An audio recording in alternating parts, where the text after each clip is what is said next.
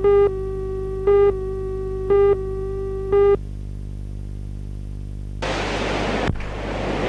event at today's Newcastle Branch Surf Life Saving Association Carnival, Catherine River Bay, is billed as the local race of the season. However, due to an illness, Swansea Belmont-based Brad Fernley didn't compete. The most thought the event would then be fought out between Stockton's John Anderson and Swansea Belmont's Greg Kelly, fresh from his recent equal first place in the big United Tournament Ironman in Sydney. But Greg Kelly was far from competitive today. He seemed to be still recovering from the big surf at Freshwater Beach last Monday. Today he trailed the field. It was Stockton's Anderson who powered his way through the ski, board and swim legs to take out today's event. Second was Redhead's Graham Gay. That's Graham Gay. Followed by Tim Allen from Swansea Belmont. Afterwards, winner John Anderson said he hoped to continue on in his winning way. I'm looking forward to State and Australian honours. I think I can do it. I'm going to need a small piece of luck, I think, but I've done the work. I think if you've done enough work, you should be confident of going well. I only need a small break and I think I can go all the way.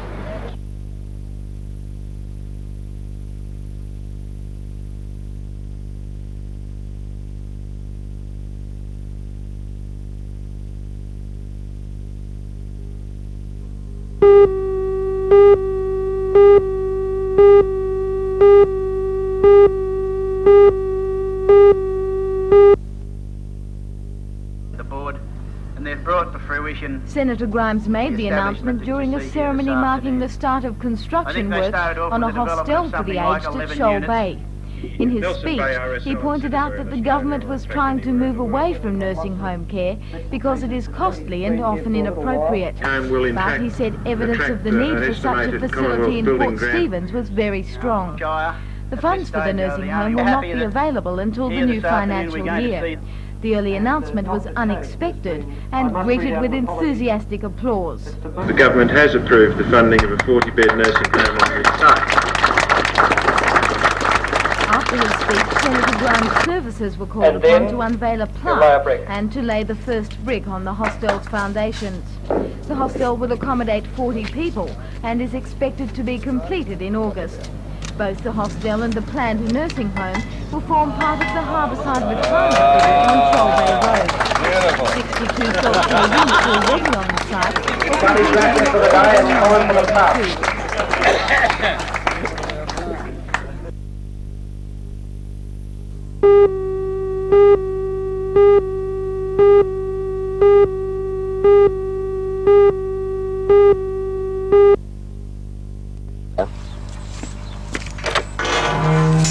Sue Clifton lives on a small property at Wollongong, and like most kids her age who live in the country, she enjoys riding.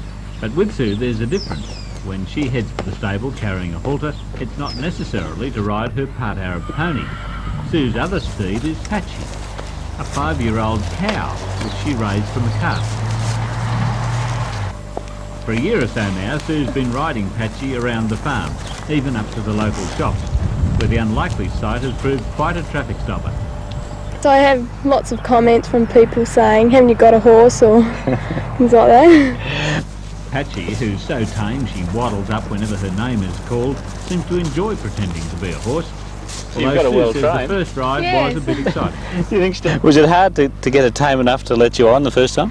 Well, I had her since she was 2 weeks old, and yeah, she was fairly quiet since then, yeah.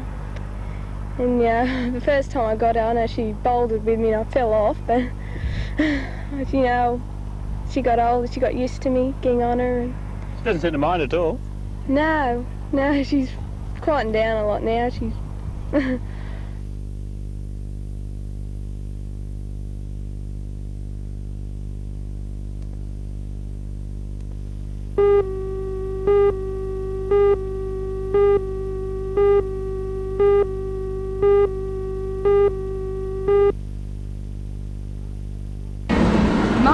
College is now in its second year of operation at its temporary site in Melbourne Street, East Gosford. Work on the new school, which is to accommodate students from the parishes of the entrance, Tupi and Wyong, is due to begin next year. By 1987, the college will go to Year 10, and eventually it's hoped that with the support of the parishioners, it will soon after extend to accommodate Year 12 students.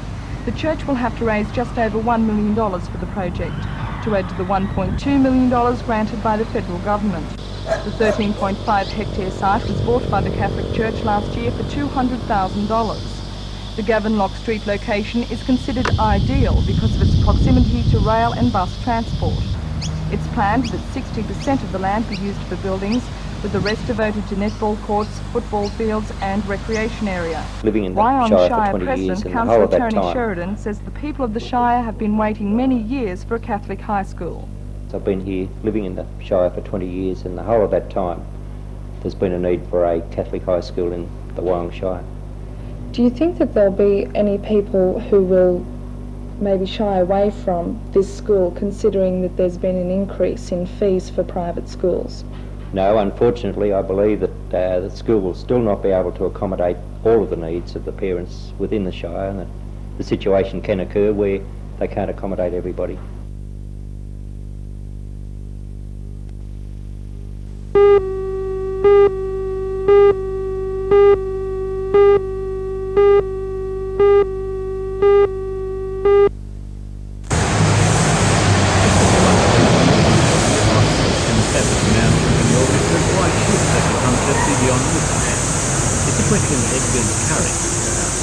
And attempting to answer by inviting community and commerce leaders in the area to join him in another attempt to establish a professional orchestra.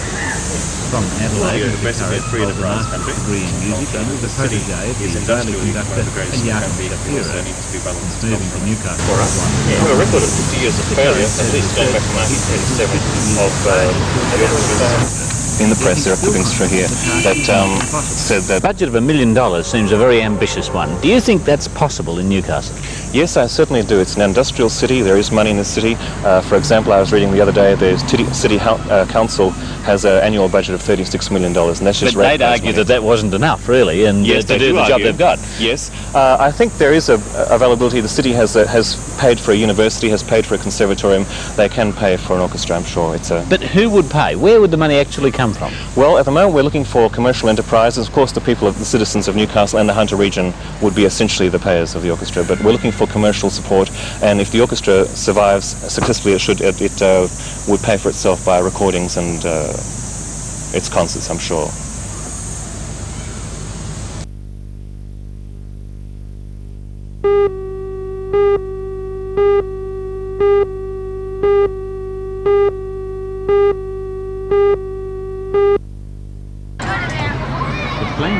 This area of National Park for the netball courts has run into opposition from several directions.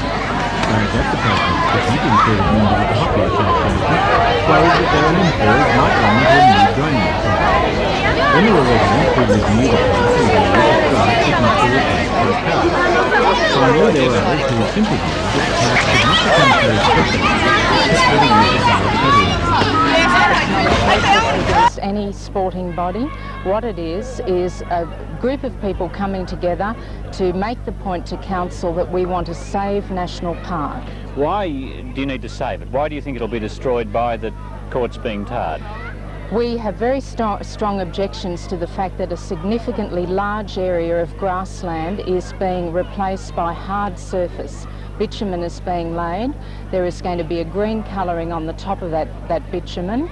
No one has been able to tell us where we can actually go and see this finished product anyway. Our objection is not to the use of park by any sporting body, but by the removal of large areas of grass.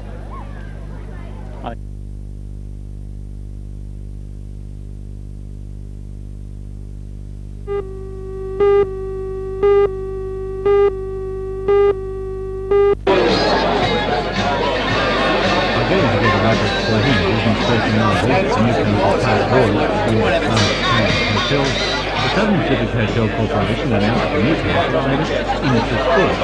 The committee's approach is unusual. Instead of just calling down the particular street, It's prepared to assist all sports with the often difficult job of getting the sponsorship. And this one showing students have avoided sports which is a definite idea of what needs to be done. Many sports today are lacking the know-how, how to present themselves to business, how to get after sponsorship, how to get better exposure on television and radio and so on. So my sports marketing background is being used by Southern Pacific to try and help these sports present themselves in a more professional way, give them a chance to try and get involved with companies, understand what a company is looking for. The sports have to look at what they can offer rather than look at what they can get. I think the problem of sports in the past is that they've tended to go into somebody's office and crawl across the carpet bleeding, telling them all the problems of if my sport doesn't get this, we're all going to go broke and so on. They've got to learn to talk to business and saying to business, what we can do for you is sell a lot more motor cars, help you sell a lot more product. They've got to learn to understand that the man on the other side of the desk has got problems too.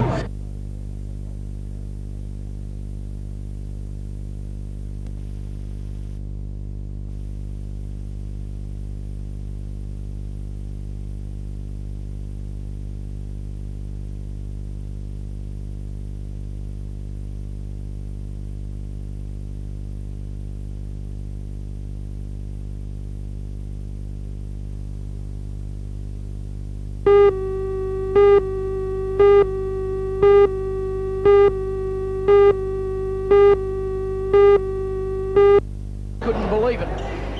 The Falcons clearly were not firing in the NBN Newcastle Classic when they went down to Bankstown, the score 95-83.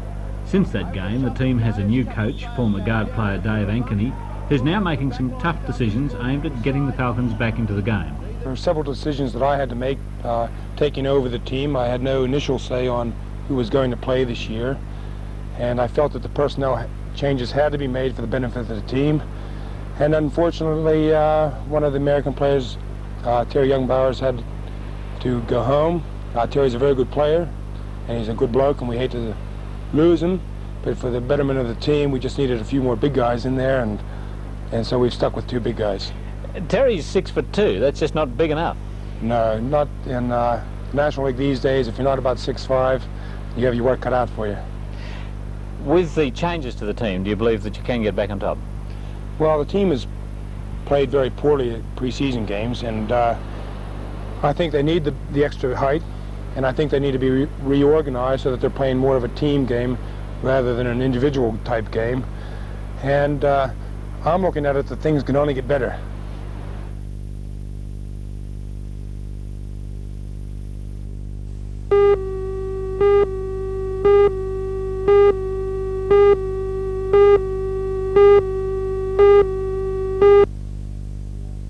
Together with at 6:30 p.m. the council sat down to discuss the national park issue. At 10 p.m. they rose without a solution. A packed public gallery witnessed 3.5 hours of confused debate, during which time normal procedures appeared to be cast aside and a great deal of time spent on unrelated discussions.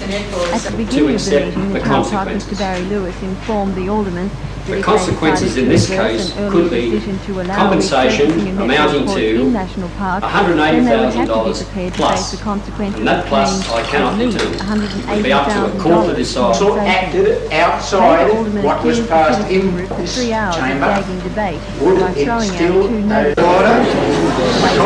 The council should call on Alderman Campbell to withdraw that remark. That is a threat to you personally and to the chair of this meeting. Hope that the council would vote to stop resurfacing work, which is almost finished. The Netball Association wanted a final answer from council. The only thing decided was to stop the resurfacing through and 24, which the Netball Association is not concerned about. We must once again engage in an ethical manner, which the Netball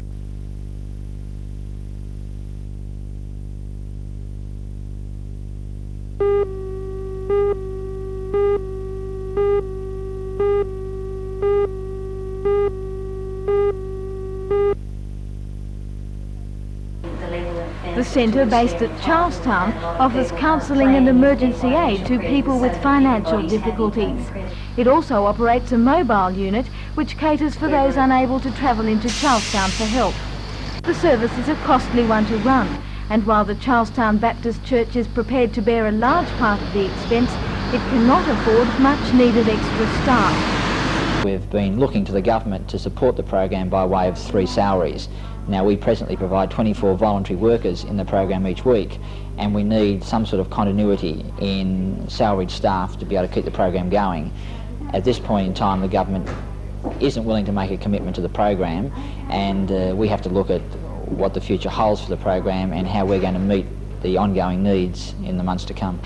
The Charlestown Baptist Church is easy to miss when you're driving past on the Pacific Highway, but its commitment to the community is difficult to overlook. As well as the Community Assistance Centre, the church operates one of the largest community youth support schemes in Australia. 350 people use the church's SIS Centre each week. The centre provides an outlet for the area's young unemployed by offering more than 30 courses. Most of the courses are job-orientated, but leisure courses such as windsurfing are also offered.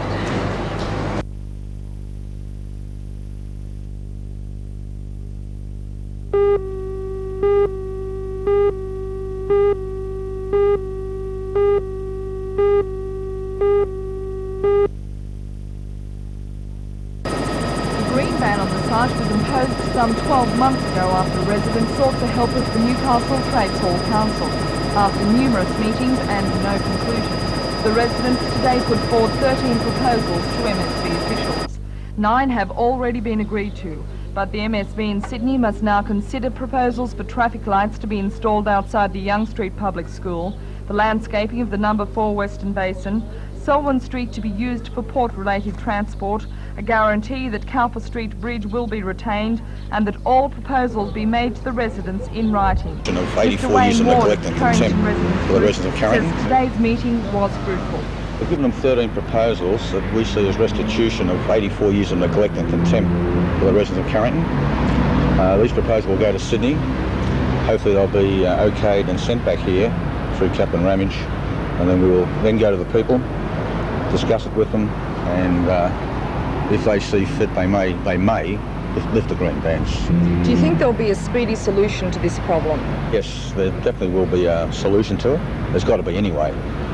We've got pressures from political pressures, plus it's the people of Carrington themselves. They aren't green ban minded really, because they've been living in an industrial sewer for so many years, and all of a sudden they've got residential amenity with the passing of the plan.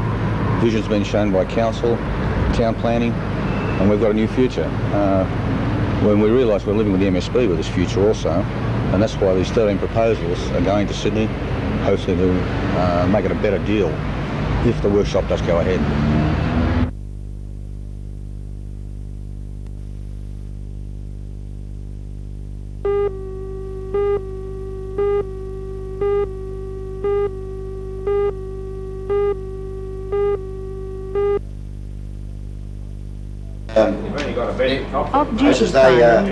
They applied to the community over Bob to declare the meeting closed, and somebody else has got it. In Sydney yesterday.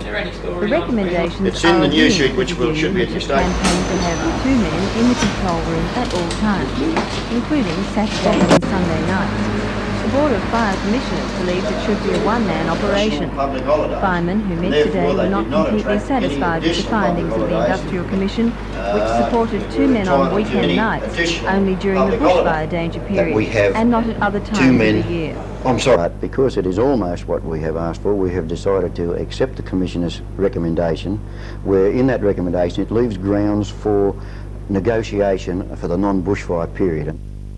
The union has warned that if the Board of Fire Commissioners does not accept the Commission's findings, industrial action will be taken.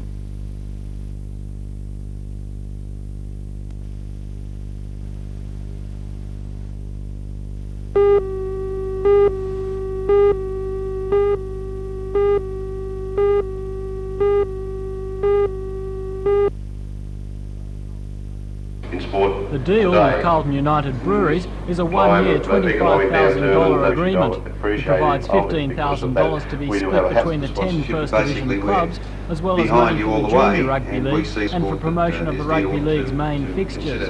According to a spokesman for the brewery, there'll be very few, if any, changes to the present premiership competition. The administration is fine.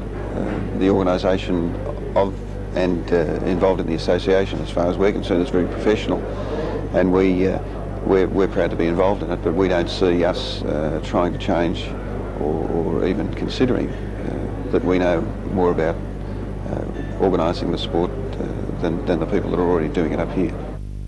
And the manager of Newcastle Rugby League, Graham Hards, says he's delighted with the sponsorship, even if it does come from Aussie rules territory. I think it is absolutely fantastic. Actually, Carlton United Breweries, of course, are worldwide, not only in Victoria, and are certainly moving into New South Wales in a very big way. We are delighted to be a part of Carlton, even though maybe they're from the Australian rules territory.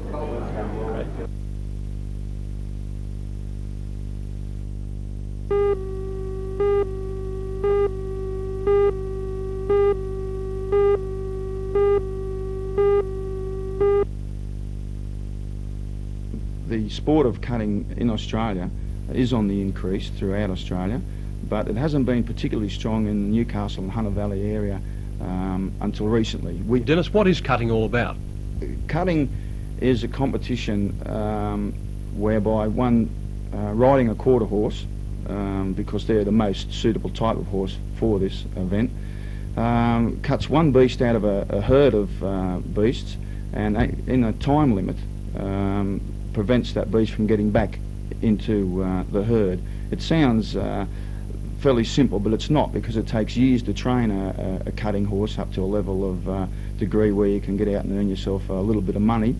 Would it be fair to say that those involved in cutting enjoy the American showmanship of it? Attracts a few people. It originated in America, and of course the garb that goes with it is basically American, and that's a part of it, yeah, sure.